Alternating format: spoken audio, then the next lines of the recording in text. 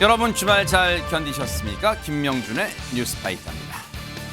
콧구멍은 시큰시큰거리고 머리칼은 쭈뼛쭈뼛 춥죠. 내일은 더 춥습니다. 절기상요 가장 큰 추위가 온다는 대한인데요. 올겨울 들어 가장 긴 강추위가 시작된다고 합니다. 최저 기온은요 영하 18도, 서울 아침 기온은 영하 10도까지 떨어진답니다. 시베리아 호랑이는요 떡 하나 주면 가는데 시베리아 추위한테는 뭘 주면 될까요? 닭살을 선물해보는 건 어떨까요? 무슨 소리냐고요? 가족을 꼭 끌어 하나 주면 추위가 어머 닭살 돋아서 도망가지 않을까요? 네. 1월 19일 월요일입니다. 김명준 뉴스파이터 60초 후에 따뜻하게 달려보겠습니다.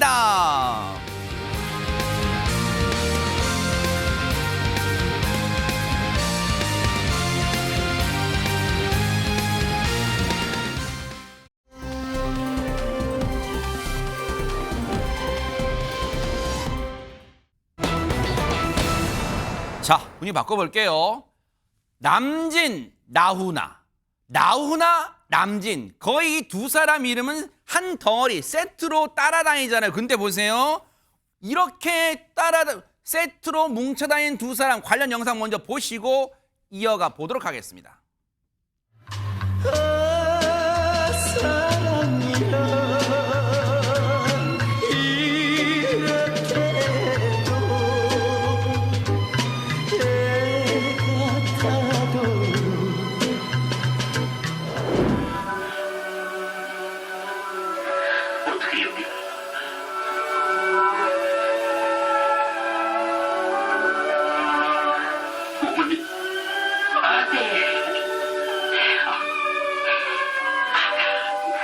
와줘서 고맙다.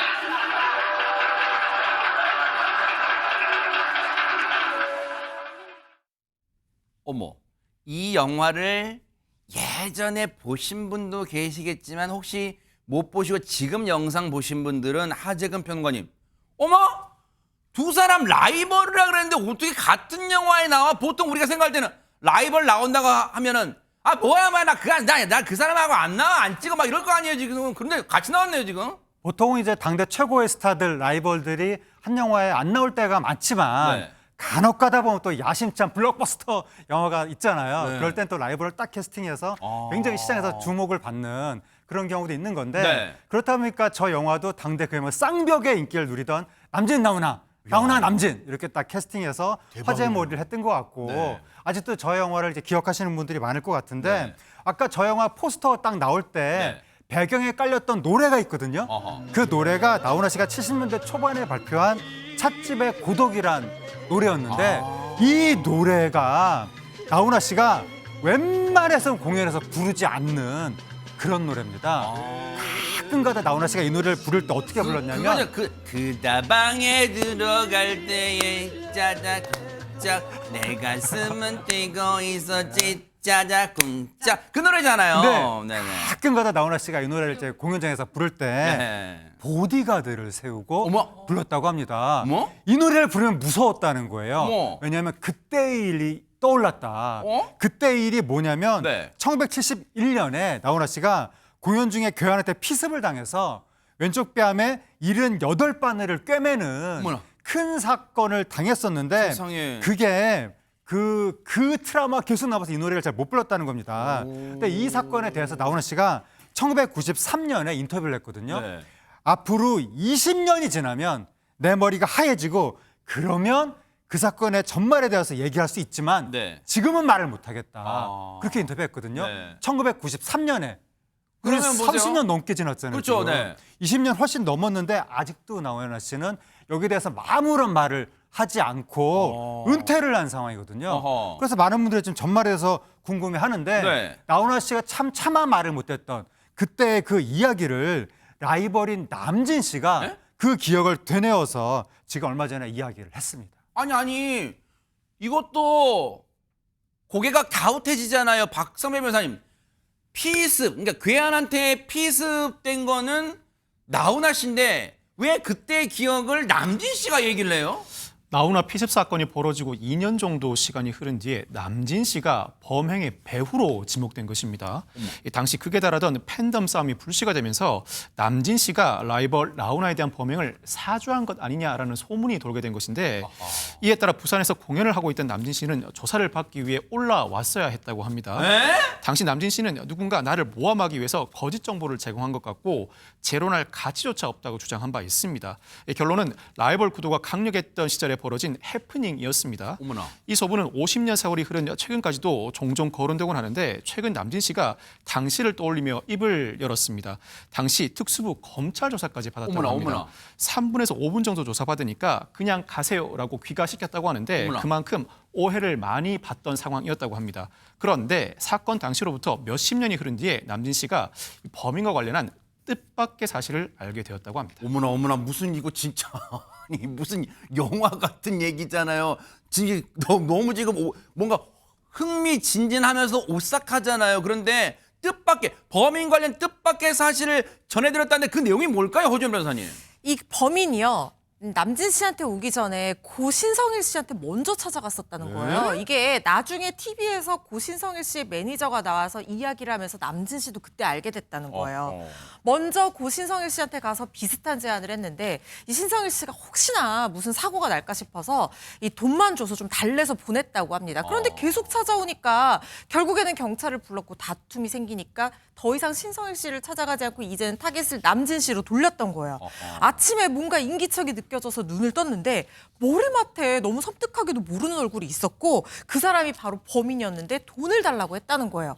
이걸 거부하니까 그러면 내가 당신 라이벌 해쳐주면 돈을 줄 거냐 이렇게 얘기를 하는 걸 보고 정상이 아니구나 싶었대요. 그리고 나서 며칠 있다가 실제로 나훈아 씨 피습 사건이 벌어졌던 어머나. 것인데 나중에는 이 범인이 여기서 그치지 않고 남진 씨한테 앙심을 품었는지 이 남진 씨의 목포 고향집이 있어요. 되게 부잣집인데 여기를 찾아가서 불을 지르는 방화 사건까지 저질렀거든요. 어머나. 심지어 그때 어머니가 계신 집이었는데 이 불을 타고 집에 뭐 재산 피해가 나고 이것보다 남진 씨가 두고두고 이 사건으로 화가 나고 속상한 건 뭐냐면 그 집에 남진 씨 할아버지 할머니를 그린 초상화가 걸려 있었다고 어머나. 합니다. 근데 남진 씨가 46년생이니까 할아버지 할머니 사진이 없잖아요.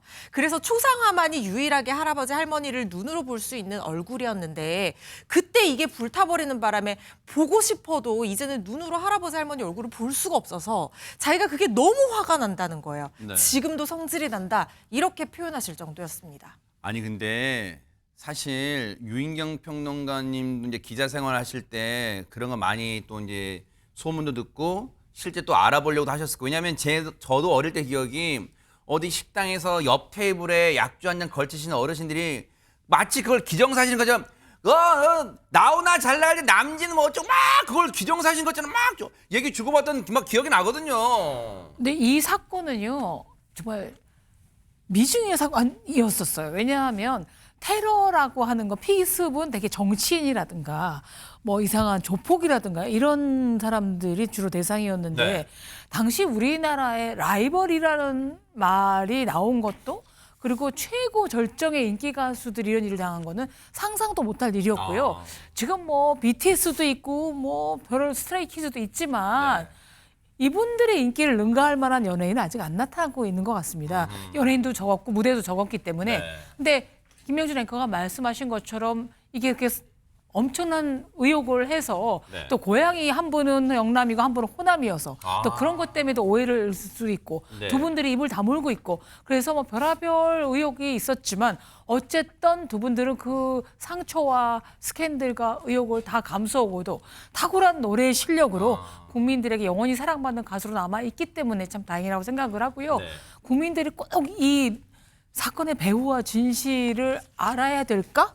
저는 뭐 그 생각도 듭니다. 왜냐하면 두 분들이 지금 편안한 노후를 보내시고 있기 때문에. 네. 그러니까요. 그동안 생각해보면 남진 씨 입장에서는 그런 수많은 억측과 오해로 얼마나 또 곤혹스러웠을까 그런 생각도 드는데 하재근 평론가님 근데 실제 남진 씨 경우에는 그런 어떤 소문 말고 괴의 소문 말고 실제 본인이 어떤 피습 뭐 습격당했다 뭐 그런 얘기 있던데요. 남진 씨도 피습을 당했었습니다. 1989년에 조폭한테 피습을 당했는데 어머. 당시에 그 한밤중에 조폭이 공격을 해와서 흉기가 허벅지를 관통했다는 거예요. 어머나, 어머나. 반대편으로 나왔다고 합니다. 어머. 관통해서. 그때 만약에 허벅지 그 대동맥에 닿았으면 3분 만에 사망하는 위험한 상황이었는데 세상에. 1~2mm 차이로 흉기가 대동맥을 비껴갔다고 합니다. 어머나. 그래서 목숨은 구했는데 아직도 그때 후유증으로 왼쪽 다리가 불편하다고 하는 거예요. 세상에. 근데 놀라운 이야기가 있습니다. 네, 뭔데요? 얼마 전에 남진 씨가 그때 자신을 공격했던 그 조폭 범인을 만났는데 에? 같이 밥을 먹었다고 합니다. 에? 아니 이건 또 무슨 영화 같은 얘기예요. 그때 그 사건이 평생 트라우마로 남을 법한데 그 괴한 그 범인과 같이 밥을 먹다니요 이게. 그러니까 얼마 전에 남진 씨가 후배 결혼식에 갔었다는 거예요. 근데 그거 가고 나서 이제 커피를 마시려고 아마 커피숍에 있었던 것 같아요. 근데 한 사람이 찾아와서 형님 접니다 하더니 무릎을 꿇고 내 앞에 와서 그가 과거 공격했던 그 사람이 무릎을 꿇고 남진 씨 앞에 인사를 한 거예요. 세상에. 그러니까 이제 남진 씨 입장에서는 순간 또 흉기 들고 온 줄 알고 약간 좀 긴장을 했대요. 그런 게 트라우마잖아요. 혹시, 그럴 수 있잖아요. 네. 근데 그 친구가 그 일로 크게 느낀 바가 있었던 것 같다라고 얘기하면서 그게 이제 아마 사과를 하고 죄송하다고 얘기하고 이랬던 것 같아요. 그러니까 남진 씨가 얼마 전에 그 사람을 만나서 밥을 같이 먹었다고 합니다. 세상에. 누가 들으면 웃을 수 있는 얘기지만 본인한테는 트라우마였고 그쵸. 그런데 그 친구가 돌아와서 그렇게 아무튼 사과하고 이런 것 때문에 밥을 같이 먹었다고 하는데 네. 남진 씨가 말하기로 그때는 살인 미수였대요. 그러니까 엄청나게 큰 피해를 당한 거잖아요. 네. 사회적으로 무리가 있었던 사건이었지만 최하 형량을 받도록 본인이 또 선처해달라고 편지도 써줬대요. 네. 그러니까 법원에 그렇게 내기도 했고 그것이 그 친구가 감명받고 다시 이렇게 돌아와서 형님 접니다라고 얘기할 수 있는 기회를 준 거고 네. 그 일을 계기로 이 사람이 믿음을 갖고 신앙생활을 하고 있다고 합니다. 아하. 남진 씨 입장에서는 아마 한 젊은이를 세상으로 다시 돌아오게 만드는 그런 역할을 한 그런 계기가 아니었나 이런 생각이 듭니다. 세상에. 이게 바로 진짜 뭔가 덕을 베푼다는 게 쉽지 않잖아요. 왜냐하면 본인도 그런 트라우마에 살면서 얼마나 이 마음이 안 좋았겠어요. 그런데 세상에 덕을 베푸니까 한 사람이 또 삶이 그 범행을 저질렀던 사람의 인생이 또 달라지는 놀라운 효과를 거둔 거잖아요. 그리고 앞으로도 남진, 나훈아 씨, 남진 앞으로 영원히 또 팬분들한테 많은 사랑과 또 관심 속에 또 좋은 노래 전해주시길 또 기대해 보도록 하겠습니다. 멋졌습니다.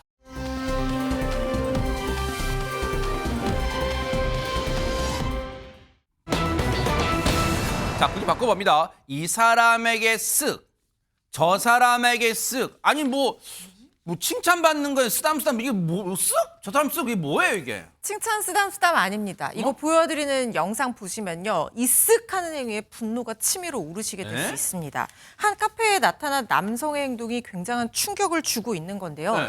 영상 보시면요. 이 남성이 하는 행동이 정말 황당합니다. 뭘까요? 영상 볼까요? 뭔데요? 왜? 한번 영상 한번 보시죠. 남성이 카페에 앉아있던 여성에게 다가가서는 뒤에서 저렇게 슥 껴안습니다. 여성이 불쾌한 듯 피하지만 손도 저렇게 거침없이 잡아요. 그리고 모르는 사람이에요? 네, 아무렇지도 않은 듯 주변을 둘러보면서 자리를 뜨는데요. 이번엔 헤드폰을 끼고 있는 또 다른 여성에게 다가가더니 또 뒤에서 슥 하고 껴안습니다. 뭐예요? 혼자 있는 여성에게만 다가간 게 아닙니다. 어? 남성과 이야기를 나누고 있던 다른 여성에게도 다가가서 쓱 만지더니 먹 이렇게 인사까지 하고 갑니다. 어머머. 이거요 다 모르는 여성들이었거든요. 어머머. 이 남성이 이렇게 모르는 여성들한테 다가가서 기습적으로 신체 접촉을 하고는 아무렇지 않게 자리를 뜬 겁니다. 아니 하재근 평론가님 지금 시청자분들도 혹시 이런 저녁 드시고 계신 분들도 숟가락 놓고 어머 뭐야 이거 또 어머 소름 돋았어 막 그러실 거예요 지금. 정말 믿기 어려운 정말 소름 돋는 영상을 보셨는데 어떤 남성이 카페를 활보하다가 여성이 보이면 주저하지 않고 그냥 쓱 다가가서 껴안는다든지 손을 잡는다든지 어머머머, 저 이렇게 뭐예요? 한 겁니다. 어머머. 그러다가 여성들이 깜짝 놀라면서 이제 불쾌감을 드러내면서 손을 밀치거나 이렇게 부정적인 반응을 보이면 네. 고개만 까딱하고 자리를 뜨고 또 다른 여성을 향해서 가고 그랬다는 거예요. 세상에. 지난 어머, 17일에 뒤에서 껴나 진짜. 네, 지난 17일 SNS에 올라온 영상인데 네. 이 영상을 촬영하고 올린 사람이 바로 목격자입니다. 아. 목격자 말에 따르면 아무 여자한테나 접근해서 지인인 척하면서 안으려 하더라. 증거를 남기려고 내가 촬영을 먼저 하고 경찰이 오기 전까지 그 남성을 붙잡고 있었다라고 인터넷에 글을 올린 겁니다. 네. 목격자가 촬영한 영상에 찍힌 것만 총 6명의 여성이 저 남성에게 성추행 피해를 입었습니다. 어머나 세상에. 아니 근데 하재근 평론가님 지금 이 영상을 촬영해 주시고 또 경찰한테 신고까지 해주신 분 이분이 아니었다면요. 피해자는 눈덩이처럼 불어날 수 있었을 것 같은데요, 진짜.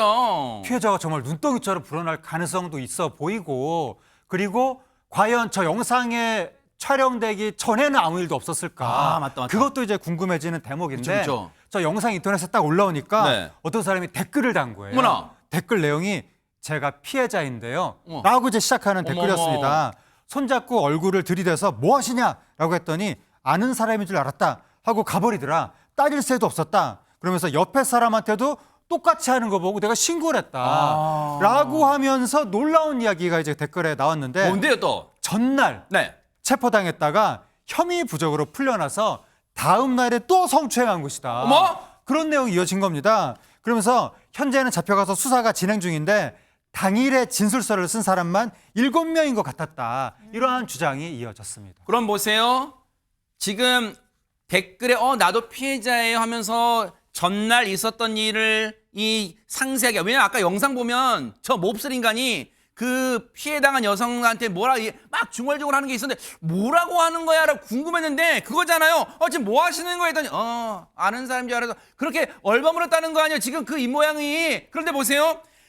전날에도 피해자가 7명, 그리고 지금 우리가 본 영상의 피해자 6명, 지금 10명이 넘어요, 지금 피해자가. 맞습니다. 전날에도 말씀하신 것처럼 같은 장소에서요. 같은 장소에서 다수를 상대로 강제추행을 저질렀던 현장이 발각됐다고 합니다. 이거 뭐지, 진짜? 그래서 경찰에 잡혀 수갑차고 갔다가 다음날 또 나와서 이런 거라는 거예요. 그러니까 저는 경찰이 물론 뭐 증거가 없어서 그런지 모르겠지만 저걸 좀 처리를 해야지. 다시 풀려나니까 또 와서 또 그런 짓을 또 하는 거잖아요, 지금. 네네. 그런 일이 발생한 거고. 네. 그래서 오늘 제작진이 직접 담당 경찰관과 통화를 해서 확인한 결과. 그래요? 네. 전날 피해자가 4명이었다고 합니다. 아하. 그리고 영상 속 그날 피해자는 8명, 아. 총 12명의 피해자가 있었던 것으로 확인이 됐습니다. 야, 우리 제작진 역시 사실 체크, 사실 확인을 진짜 잘하고 있어요, 팩트 지금. 체크를 네네. 잘하고 있죠. 네. 그래서 남성, 근데 더 황당한 건 뭔지 아세요? 이 경찰에서 진술한 이 남성의 의견이 뭐냐면 네. 특별한 동기는 없고 충동적이었다는 거예요.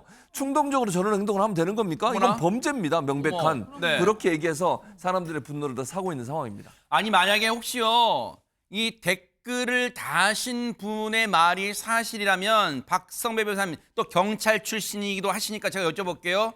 지금 시청자분들도 공분하면서 그리고 궁금증이 있으실 거 아니에요. 아니, 그 전날, 지금 우리가 봤던 영상 전날에도 저희 제작진이 경찰한테 확인하는 바로는 4명이 피해자다. 그럼 보세요. 체포를 했다가 혐의 부족으로 풀려났다고 지금 댓글 다신 분은 제보를 하고 계신데 그게 사실일까요? 피해자가 5명 미만이어서 혐의 부족으로 풀어준 거예요. 체포에다가 어떻게 풀어준 겁니까, 이걸 지금? 제작진이 경찰에 취재한 바에 따르면 경찰은 구속 사유에 해당이 안 됐고 당시에 초범이었다고 설명했다고 합니다. 혐의 부족으로 풀어주었을 것 같지는 않습니다. 오히려 혐의를 인정하는 취지로 진술함에 따라 구속 사유에 해당하지 않는다고 판단했을 가능성이 높아 보입니다. 전날 범행은 피해자가 4명인데 이 강제추행은 수위에 따라 다르지만 수사 단계에서부터 구속하는 경우가 드물긴 합니다. 이에 따라 애초에 경찰은 전날 범행만으로는 구속영장 신청을 염두에 두지 않았을 가능성이 높습니다. 아마 범인이 범행을 인정했을 것이고 범행의 근거가 확보되어 있는 상황에서 죽어도 일정했을 가능성이 높습니다. 그렇지만 이 사안은 여러 차례에 걸친 범행인 만큼 구속영장 신청도 고민해 볼 사안으로 보입니다. 네. 그러다가 다음 날 범행은 피해자가 6명인데 이제는 구속영장이 발부될 가능성이 상당히 높아졌습니다. 이 재범의 우려는 구속영장 발부 시 중대하게 고려하는 사유입니다. 실제로 경찰은 구속영장을 신청했고 그래요? 오늘 영장 실질 심사도 마친 상황입니다. 아하. 아직까지 결과가 나오지 않은 것으로 보이는데 향후 본안 재판에서도 다수 피해자를 대상으로 계속적 반복적 범행을 저질렀고 계획적 범행으로 보이는 상황이라 적어도 징역 1년 6월 정도는 선고될 만한 사안이라고 할 수 있습니다. 저 인간에 대한 구속영장 실질 심사는 끝났어요. 근데 이제 아직까지 발부됐다는 소식은 안 나왔고 오늘 뉴스파이트가 끝나면 아마 속보로 이 인간에 대한 영장 발부됐다는 소식 들려오기를 기대를 해보도록 하겠습니다.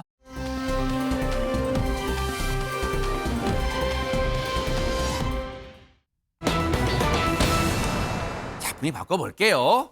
아니, 이거는 여배우의 변신은 무죄라는 건 하재근 평론가님, 사실 밥 먹으면 배부르다는 얘기 아니에요. 요 배우가 변신 뭐 팔색조 연기 막 그런 것도 하는데. 예, 배우는 원래 변신을 하게 마련이고 네. 근데 이제 배우의 변신이라는 것이 보통 어느 작품에서 어떤 역할을 맡느냐 네. 역할에 따라서 변신이 이루어지는 것인데 네. 오늘 말씀드린 그 주인공들은 배우이기 전에 한 사람으로 현실 세계에서 입이 떡 벌어질 정도의 변신을 한 분들이 두 여성 배우가 있는 겁니다. 네. 오늘 이제 소개해드릴 두 분 중에 한 분이 누구냐면 네. 문희경 씨인데 어머나!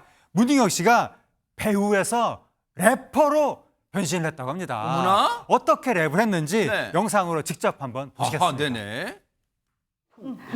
What's my name? What's my name? 문희경. 엄마이기 전에 멋진 이름 석자 문희경. Wow. 내 딸은 시크해 내게 묻히죠. 너는 개나 소나 랩하냐 콧방귀 이겼지만 you feel that 마다 call me Sandy. 어머 채찍봉 꼈으님 국민 시어머니 문희경 씨한테 이러면 있었네요. 문희경 씨는 헬스도 하고요, 수영도 하고요, 필라테스도 하고요 등등 여러 가지를 다 해요. 근데 지금 방금 보신 것처럼 아니 헬스, 수영, 필라테스, 나인댄스까지 했거든요. 근데 이것저것 다 하고 나서 이 중에도 가장 큰 도전이 바로 50대 초반에 도전했던 힙합 서바이벌 경연 프로그램에 나가서 직접 상을 받은 거예요. 상까지요? 상까지 받았어요. 그냥 참가상 이런 거 아니고요? 아니 최종 2위를 했다니까요. 어머나! 그러니까 아까 지금 보셨잖아요, 실력. 네, 네. 그게 와. 보통 실력이 아니에요. 네. 저동 실력이라고 하면. 근데 2위까지 차지했던 것인데 처음에 이 노래 가지고 저작권료가 한 20만 원씩 나왔대요. 근데 최근에는 조금 떨어져서 3,050원, 3,070원 이렇게 나오고 있다고 합니다. 그러나 와. 정말 변신은 무죄인 것 같습니다. 야, 근데 취미라고 하기에는 진짜 수준급이잖아요. 저런 뭐 춤 보세요. 이게 라인 댄스인지 뭔지 모르겠지만 대박 사건. 근데 보세요. 취미 부자, 진정한 취미 부자란 말을 붙여도 아깝지 않을 정도인데, 근데 힙합 서바이벌 프로그램, 이 경연 프로그램에 나가게 된 계기가 있을까요? 얘기 들어보시고 이어가 보도록 하겠습니다. 저희 딸이 중인데 걔한테 야 나 이런 프로 제의 받았는데 저 힙합 프로그램인데 랩한다 했더니 엄마가 무슨 요즘에 뭐 랩이 유행한다니까 무슨 개나 소나 다 랩하는 줄 알아. 나가지 말라는 거예요 저보고. 난 마상 뭔지 알죠? 마음의 상처를 받았어 딸한테. 난리가 났어. 화가 난 거야. 그래? 내가 나가서 멋지게 보여줄 거야 해서 진짜 무모하게 도전을 했어요. 설마 우리 문희경 씨가 얘기 재밌게 하려고 그 따님이 개나 소나 설마 그거 엄마한테 개나 소나 안 했겠죠? 그런 딸 많아요. 그래요, 네네. 네. 어쨌든 근데 이 신세대 용어까지 쓰네요. 마상. 그럼요. 마상이 뭔가 내 마음의 상처 줄여서 얘기하네요. 뭐 칭찬은 코끼리도 춤추게 한다지만 딸의 무시와 저런 그 격렬한 얘기는 엄마를 춤추게 하고 힙합 래퍼로 또 성장시키게 하는 계기가 될 것 같고요. 네. 나이가 들면 이제 딸이 스승입니다. 자극제로 받아들이셔야 됩니다. 와, 진짜 잘하신다. 네. 아니 근데 문희경 씨 하면은 보세요. 이 MBN의 경연 프로그램에 나왔었던 거 기억나는데 정말 그때도 수준급의 어떤 노래 실력도 보여줬고 근데 보세요. 아까 춤 실력 게다가 그냥 아까 보세요. 너는 다른 다운 랩 실력까지 근데 정말로 앞으로 또 어떤 팔색조 매력을 보일지 너무너무 또 기대가 되고 앞으로 또 이 활동 또 응원해 볼게요. 그런가 하면 자 보세요. 아까 보세요. 여배우들이었잖아요. 아직은 평론가님 아까 소개해 주신다고 할 때 그러면 문희경 씨 말고 또 이번엔 누굴까요? 바로 황석정 씨입니다. 연예계에서 팔색조로 치자면 가라면 서러운 배우가 어머나? 바로 황석정 씨예요. 와. 황석정 씨 일단 공부 잘했습니다. 서울대학교 국악과 졸업했거든요. 와. 졸업하고 연기 열정 때문에 한예종 연기과 들어가서 연기 뭐 드라마, 영화, 씬스틸러로 연기 너무 잘하잖아요. 와. 노래 잘해서 뮤지컬도 하시고요. 네. 그리고 요리를 잘해서 막창구이, 양구이 이런 거 다 만들어줄 수 있다라고 소개해서 유명해진 적도 대단하시다. 있어요. 그리고 그림, 특히 민화를 그려서 동료 배우들한테 선물하는 걸로도 또 유명하거든요. 와. 못하는 게 없어요. 거기다 자기 관리 끝판왕이잖아요. 이 머슬매니아 대회도 나갔었죠. 맞아요. 우리 소개해드렸잖아요. 50대. 맞아요. 저도 뉴스파이터에서 소개했던 기억 나는데 이번에 또 새로운 팔색조 변신이 있었다고 합니다. 뭔데요? 농부로 변신을 했다고 하거든요. 아니 저는 요리도 못하고 식물만 키우기만 하면 죽이기도 하는데 이 황석정 배우 진짜 못하는 게 없는 배우예요. 아하. 1,000평 화훼 농원까지 운영할 정도로 본격적이라고 하는데 1,000평이나 된다고요? 이젠 제대로 된 농부 맞는 것 같습니다. 와. 황석정 씨 모습 보고 오시죠. 네네. 다 꽃나무네. 다 꽃나무네.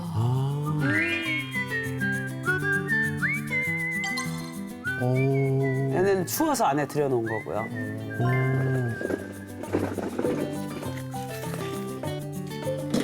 아이고. 이제 추우니까 이제 안에 들여놓고 있는 거야. 똑같고 그러면. 안 그러면 이게 왜냐면 한두 개가 아니잖아. 그러니까요. 10,000개 정도 되기 때문에. 아니 근데 이 10,000개요? 그걸 혼자 가꾸시는 거예요? 거의 그렇죠. 와 이제 대단하시다. 농약 혼자 치고 와. 오시죠. 여기가 전부 꽃밭이거든요. 오시면. 와, 네. 와, 대박. 이쪽으로 들어갈 거예요. 저 뒤쪽부터 앞으로 놔야 돼. 가자. 뒤쪽부터가 어디가 뒤쪽이? 저 뒤에서. 와 이거 와. 힘으로 하려고 그러면 안 돼. 우와 씨. 지금 여기 있는 거 내가 다 옮긴 거야, 바깥에서. 와, 진짜 대단합니다. 근데 박성배 변호사님, 혹시 이 두 분 특집인가요? 이 배우한테 이런 면이 뭐 그런 거예요. 진짜 대단합니다, 진짜.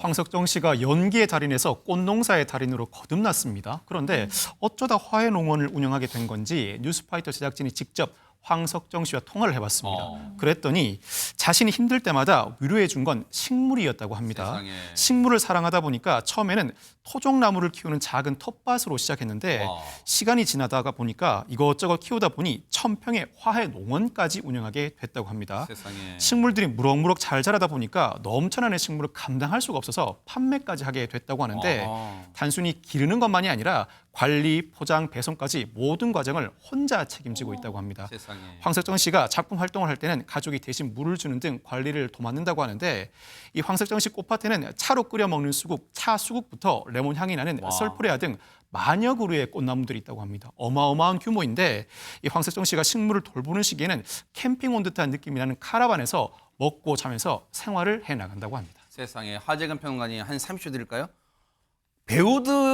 배우들한테는 이런 게 물론 쉼도 되지만 다음 작품에 대한 영감을 얻는 그런 시간일 수도 있겠다는 생각도 들어요, 진짜. 배우들이 어느 인물에 굉장히 깊게 몰입하거든요. 거기서 깨끗하게 이제 빠져나오지 못하면 막 트라우마를 겪는 경우도 있는데 완전히 빠져나오기 위해서 다른 거에 또 몰입을 하면 더 좋은 것이고 그래서 뭐 꽃을 돌본다든지 아니면 뭐 그림을 그린다든지 악기를 배운다든지 여러 가지 것들을 하는데 잘못 빠져들면 이상한 거 하는 분들이 있어. 그런 문제가 있는데 꽃 같은 거 돌보는 것은 정말 건전한 취미 활동인 것 같습니다. 그러니까요. 앞으로 또 다음 작품 활동 벌써부터 기대가 됩니다. 응원해 볼게요.